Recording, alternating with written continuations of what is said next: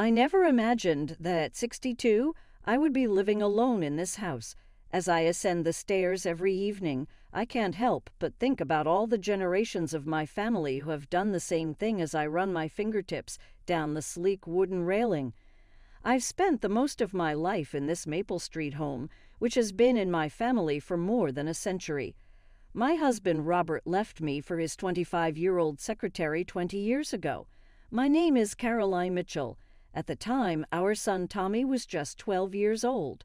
As if it were yesterday, I can still clearly recall the day Robert informed me he was leaving. He was standing in our kitchen, fiddling with his wedding band while avoiding eye contact. "I apologize, Caroline." His voice was hardly audible above a whisper when he spoke. "I never intended for this to happen." My knuckles grew white as I stood there, holding onto the kitchen counter. "Does she make you happy, Robert?" Trying to speak steadily, I asked. He nodded without turning to face me.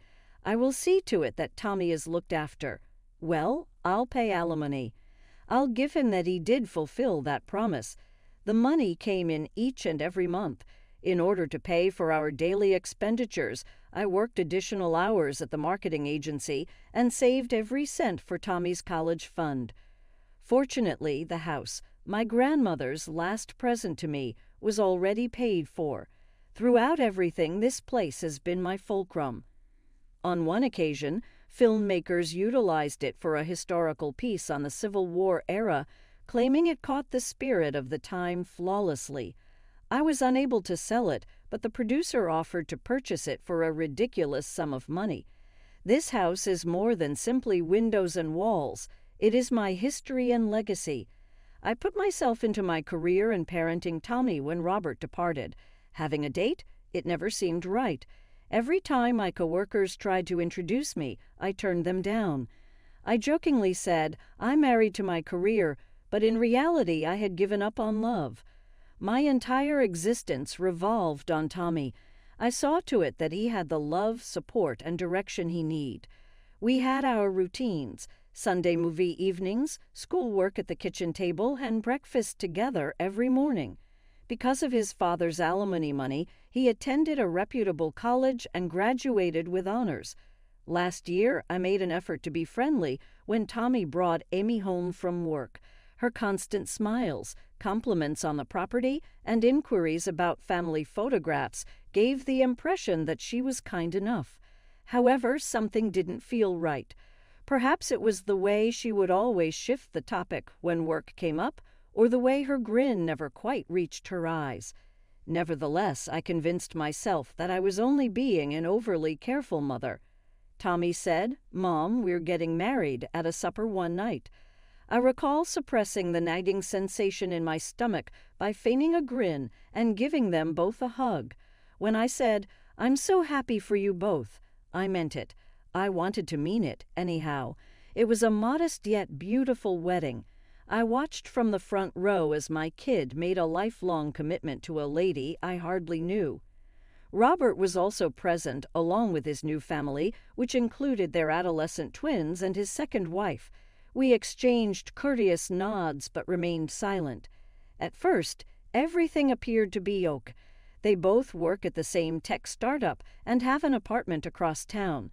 Sometimes I would invite them over for supper and observe how Amy's analytical eyes would check everything in the home. However, I had no idea that things would shift so fast or that my quiet existence would soon be appended. Tommy called me when I was at my job. I could tell he had been sobbing since his voice was trembling. "Mom, half the firm is being laid off. Amy and I have both been fired." My heart fell. I'd worked in marketing long enough to know how difficult losing a job was for coworkers. "Honey, take a big breath. Tell me what you require." He spoke the words, "We won't be able to make next month's rent," in a voice that was almost audible. "Our savings, they're pretty much gone." I made a few fast calculations and sent enough cash to pay their apartment's rent for 3 months. I had some savings, and this was my son, but it wasn't much. "This should give you both time to find new jobs," I advised him. In the weeks that followed, there was a mixture of disappointment and hope. Tommy was able to secure a new job at a smaller organization, although the pay was much less than his previous wage. However, I tried not to pass judgment, but Amy's job hunt sounded, at best, apathetic. She would frequently be going through social media rather than job postings when I visited them. Then, as the 3 months were drawing to a conclusion, Tommy called again. "I hate to say it, but is there any possibility that we might spend some time with you, Mom? Until things improve." I considered all the unoccupied rooms as I surveyed my large, deserted home. "Sure, honey. You are aware that there is always room for you here." They arrived on a Sunday afternoon, their car packed with belongings. As I helped them carry boxes up to Tommy's old room, I couldn't help but notice Amy's eyes darting around the house, taking everything in with an intensity that made me uncomfortable. "Caroline," she said, her voice syrupy sweet, "your room is just gorgeous, and that home office setup, it would be perfect for our workspace while we're job hunting. Maybe Tommy and I could take that room. It's bigger, and since there are 2 of us." "I'm sorry, Amy," I said firmly but politely, "but that's my personal space. I need my office for work, and I sometimes have to take calls late at night. Tommy's old room is quite spacious, and you'll have plenty of storage in the guest room across the hall." Her face fell, and though she didn't say anything, the look in her eyes sent a chill down my spine. She pursed her lips and turned away, dragging her suitcase up the stairs with more force than necessary. Tommy gave me an apologetic smile. "Thanks for this, Mom. We really appreciate it." Life settled into a new routine, or at least, that's what I tried to tell myself. Every morning I'd get up at 6 o'clock, make coffee and head to work. Tommy would leave around the same time for his new job. And Amy? Well, Amy would still be asleep. I tried not to think about it too much during those first few days. "She's probably still applying for jobs online," I told myself. But as the days went by, a pattern emerged that was impossible to ignore. Each evening when I returned from work, I'd find her exactly where she'd been that morning, sprawled on my living room couch, phone in hand, surrounded by empty snack bags and coffee mugs. The dishes from her lunch would be piled in the sink, crumbs scattered across my kitchen counter. "How was the job search today?" I'd ask, trying to keep my voice light. "Oh, nothing really suitable for my qualifications," she'd reply without looking up from her phone. 2 weeks passed like this. The house, which I'd always kept immaculate, was starting to show signs of neglect. Dust gathered on the furniture, dishes piled up, and laundry overflowed from the hampers. After a particularly long day at work, I decided it was time for a gentle conversation. We were sitting at dinner, a meal I prepared after cleaning the kitchen. First, I cleared my throat nervously. "Amy, honey," I began, keeping my voice as gentle as possible.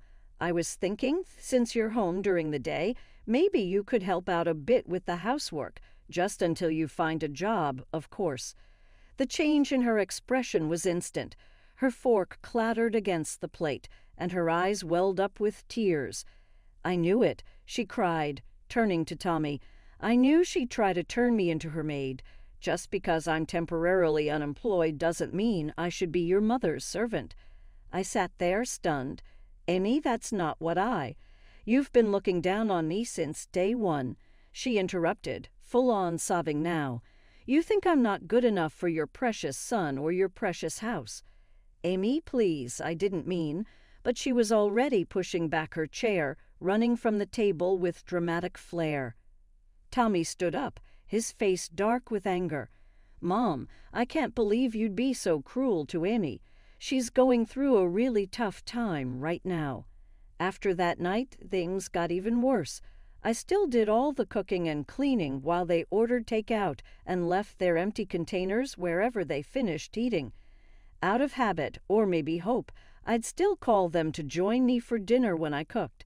They'd come down, eat without a word, and leave their dirty dishes on the table. The weeks dragged by, each day feeling longer than the last. The sound of the TV from the living room had become a constant backdrop to my home life, along with the gentle tap-tap of Amy's fingers on her phone screen.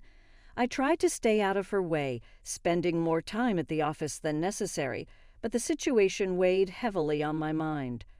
One morning, during our weekly department meeting, our HR director mentioned they were looking for an office manager. My ears perked up immediately. "What's the starting salary?" I asked as casually as I could.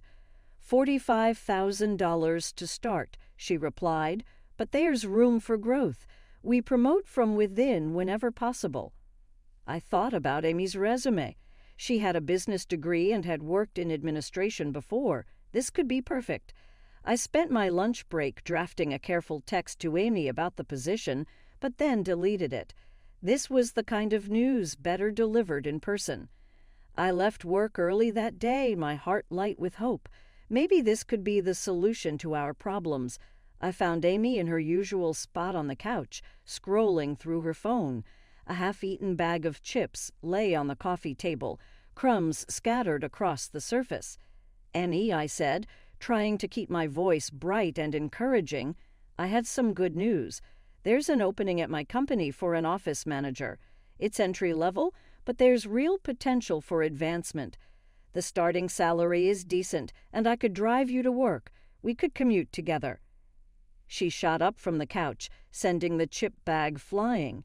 "Are you serious right now? An office manager? Do you know what my qualifications are?" I just thought. You thought what? That I'd be happy to fetch coffee and organize paper clips. Her voice was rising with each word. "I have a business degree. I was a project coordinator." "Amy, please, I didn't mean—" "Oh, I know exactly what you meant," she shrieked. "You think I'm a freeloader. You think I'm lazy. You can't stand the fact that I'm not working, so you're trying to force me into some degrading position." Just then, Tommy walked through the front door, his timing impossibly bad. "What's going on?" he asked, looking between us.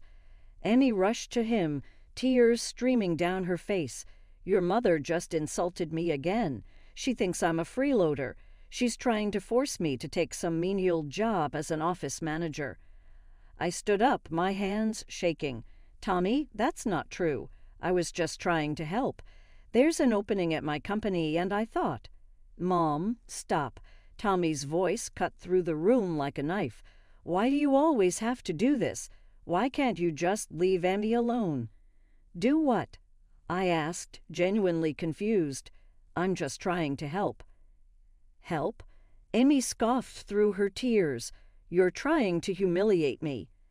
She ran up the stairs, her dramatic sobs echoing through the house. Tommy gave me a look of pure disappointment.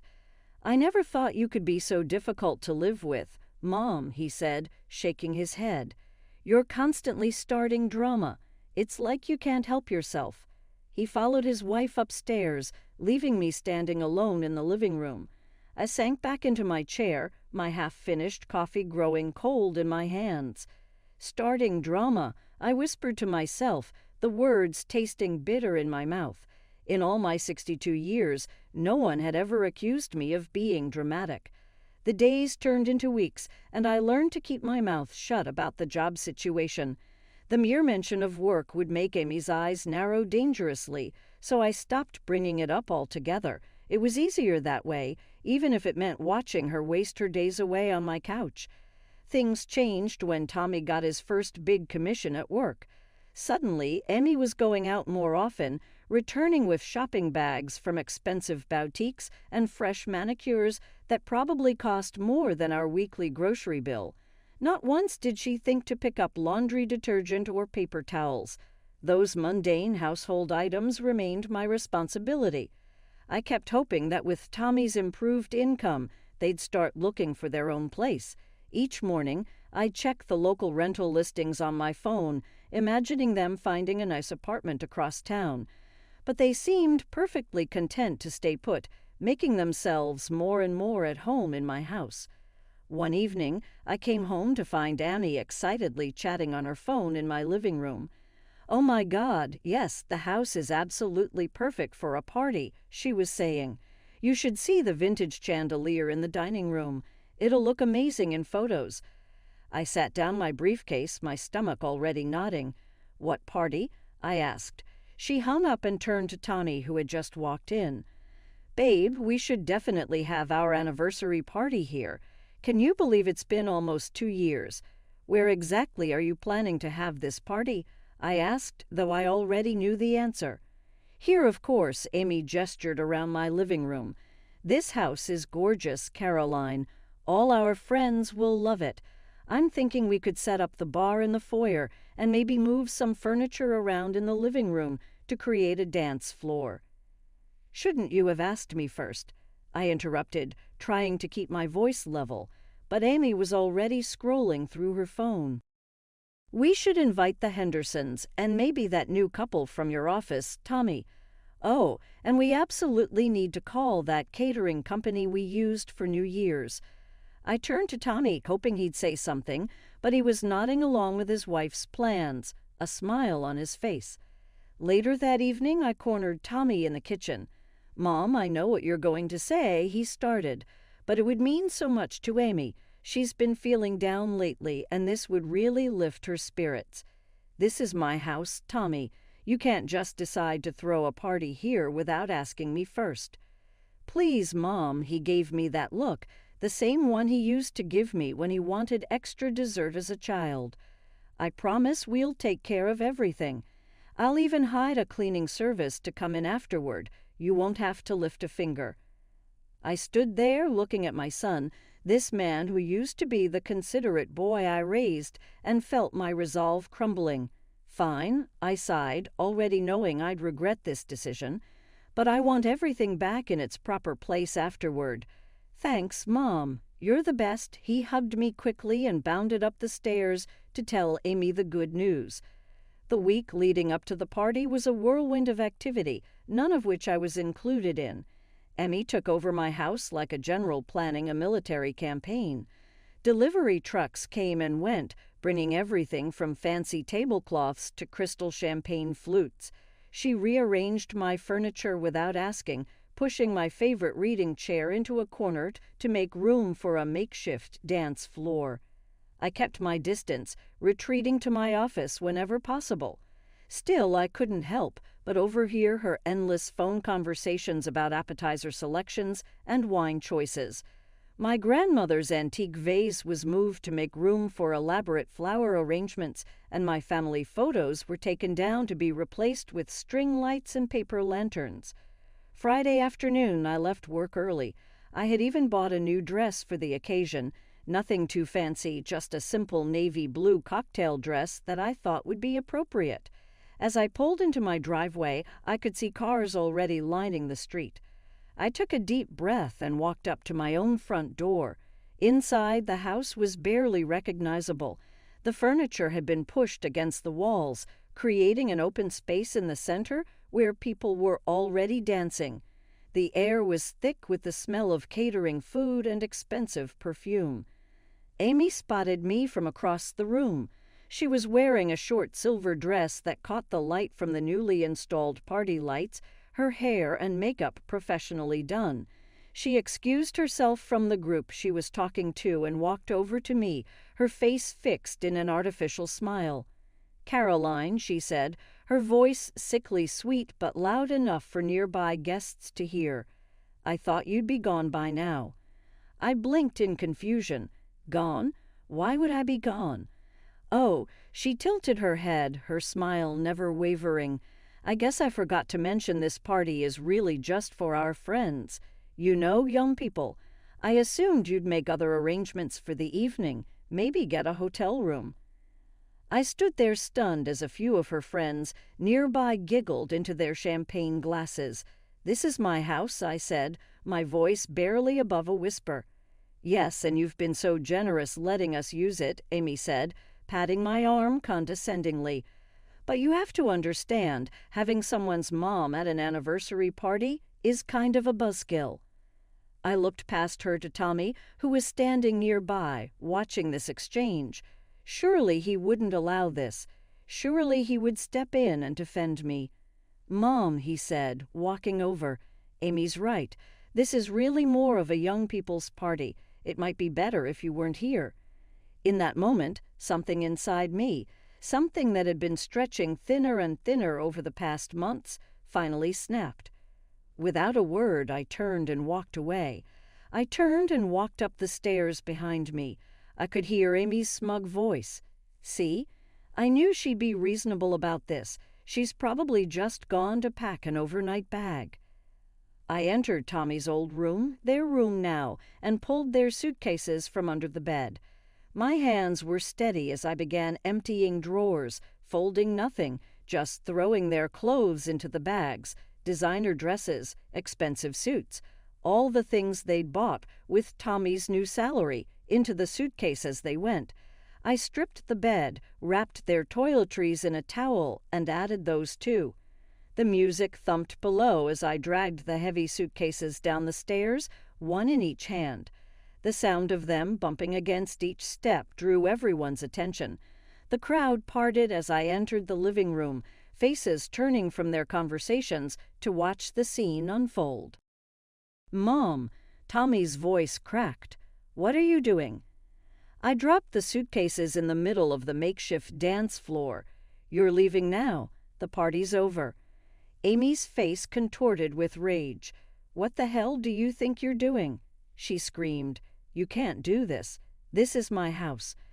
I said, my voice deadly calm, "You have exactly 5 minutes to leave before I call the police and have you removed for trespassing." "Mom, come on." Tommy laughed nervously. "You're joking, right?" I pulled out my phone. 4 minutes. The guests began shuffling toward the door, muttering among themselves. Some were already calling Ubers. "You deranged old fool." Amy stepped toward me, her finger pointed at my face. I moved so quickly it surprised even me, closing the distance between us until we were nose to nose. "Call me one more name," I said, my voice low and dangerous, "and I'll show you exactly how much fight this old fool has left in her. Try me." The color drained from Amy's face. She stumbled backward, grabbing the nearest suitcase. Tommy stood frozen for a moment before reaching for the second bag. "Mom," he started, "get out." They walked to the door, Amy still muttering curses under her breath. Tommy looked back once, but I had already turned away, beginning to take down the tacky decorations they'd hung on my walls. After they left, I surveyed the abandoned party scene. Tables loaded with untouched food, half-empty champagne glasses scattered everywhere. My grandmother's vase, thankfully, still intact. I began boxing up the catering trays. The local homeless shelter was still open. At least some good could come from all this food. The weeks after the party passed quietly. Too quietly, perhaps, but after months of chaos, the silence in my house felt like a blessing. I put everything back in its proper place. My reading chair returned to its spot by the window, my family photos back on the walls, my grandmother's vase as the centerpiece on the dining room table. In small towns, news spreads quickly. My friend Sarah, a real estate agent, informed me. In the new complex across town, Tommy and Amy had taken a 2-bedroom apartment. Over coffee one morning, she remarked, "It's funny that Janet from the leasing office is an old friend." Claims that while they nearly failed the credit check, Tommy's new pay just managed to get them accepted. I took a drink of my coffee and remained silent. Tales began to circulate. During periodic inspections, the property manager had previously issued 2 warnings on the condition of their unit, according to Martha, whose niece resides in the same building. Martha shook her head and admitted, "The place is a mess. Dishes in the sink for days, garbage heaping up. Does that sound familiar?" Reminiscent of my own kitchen during their visit, I just nodded. Word of the arguments then spread. They weren't really tactful about it. Through the walls, the neighbors could hear them. Amy yells about Tommy's pitiful pay, how she's tired of living in a shithole, and how none of her friends have to live this way. Tommy is retaliating against her for not wanting to work, cook, clean, or do anything else at all. During our monthly lunch, my friend Linda muttered, "They say she throws things sometimes." One night last week, Tommy was spotted dozing off in his vehicle. Every anecdote made me feel a bit sorry for Tommy, not for Amy, as I had already wasted my pity on her. In spite of everything, he was still my son. My finger hovers over his number when I occasionally pick up the phone, but I always put it down again. He has a lesson to learn and a route to follow. Now the home feels different. Waiting, definitely, but tranquil. Like it. No, the narrative doesn't finish here. Some evenings, while enjoying a cup of tea in my reading chair, I gaze at the pictures on the wall, including Tommy's graduation, his first baseball game, and the two of us at the beach when he was 10. I recall the young child who would come to me with broken toys and injured knees, believing that Mom could mend everything. But I can't help him with this. He must see it for himself in order to comprehend his current state and return to the person I brought up. I'll stay here at our family home until then, keeping his room prepared in case something comes up. Not for Amy. That bridge is utterly destroyed, but for my kid when he's prepared to express regret, have a conversation and start over. Meanwhile, I'm taking back my life. I took weekend painting lessons, joined a reading group, and even acquired a kitten from the neighborhood shelter. Oliver is his name, and he's a great companion. He purrs happily while I read in the evenings, and neither of us feels the need to fill the void with meaningless chatter. Life carries on as usual. Tommy will also know where to locate me when he's ready.